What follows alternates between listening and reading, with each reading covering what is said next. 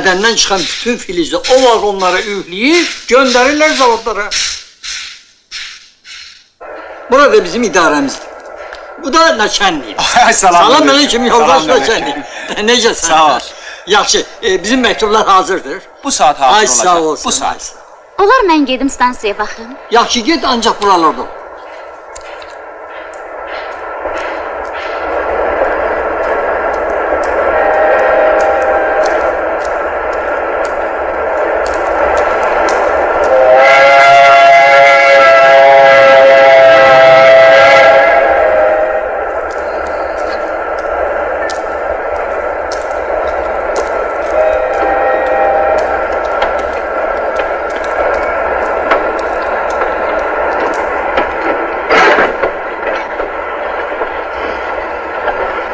İlan başına oxşayan nişana baxırsan qızım. Bütün dünyada silahlardan, bombalardan o qorxuludur. Çox sağ olun. Deyirsiniz qorxuludur. Bəs necə? Əlbəttə qorxuludur. Çox murdar şeydir. Həm də qorxuludur.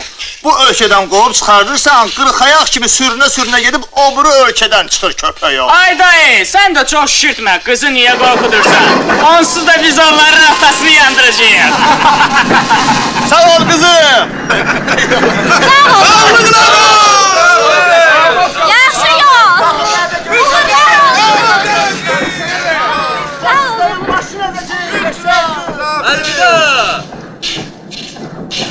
Açsaydı!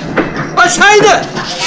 Hə, Avala, haradasın? Səhərdən səni axtarmaqdan yoruldum axı. Şərif dayı, faşizm başqa ölkələrə də keçə bilər. Keçə bilər qızım, keçə bilər. Onda yenə müharibə olar. O asılıdır insanların özündən baxır. Səndən də asılıdır, məndən də. Gedək qızım. Bu faşizm ki var, bir bəladır keçib xırtdəyimizə. Ancaq fikir elmə, belə də qalma.